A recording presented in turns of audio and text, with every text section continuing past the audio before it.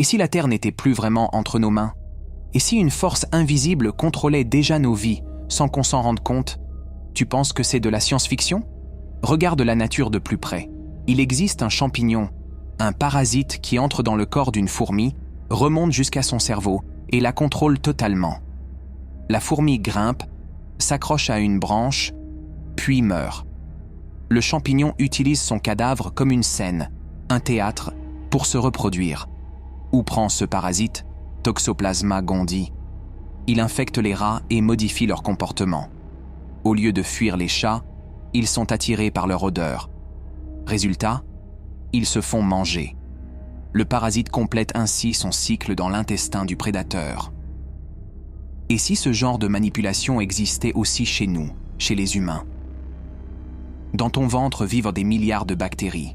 Elles influencent ton humeur, ton anxiété, ton appétit et même certaines décisions que tu prends tous les jours. Ton corps est une jungle microscopique où le contrôle n'est jamais totalement à toi. Mais on va encore plus loin. Tu crois voir le monde tel qu'il est? En réalité, ton cerveau ne capte qu'un infime pourcentage de la réalité. Nous ne percevons qu'une toute petite partie de la lumière, qu'un fragment des sons possibles. Le reste nous échappe. Alors, et s'il existait quelque chose, ou quelqu'un, juste là, autour de nous, mais dans une zone invisible, une dimension que nos sens ne peuvent atteindre?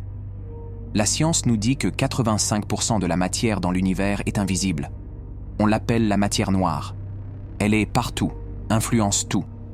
Mais personne ne sait ce que c'est vraiment.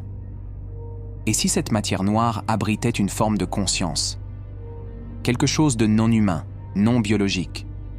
Une entité qui n'a pas besoin de se montrer parce qu'elle nous contrôle déjà, dans l'ombre.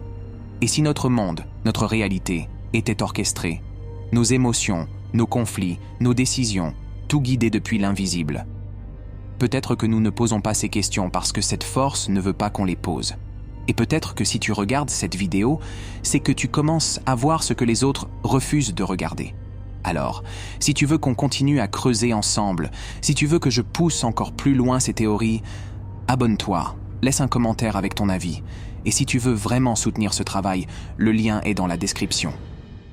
Chaque geste m'aide à dévoiler un peu plus ce que certains préfèrent cacher.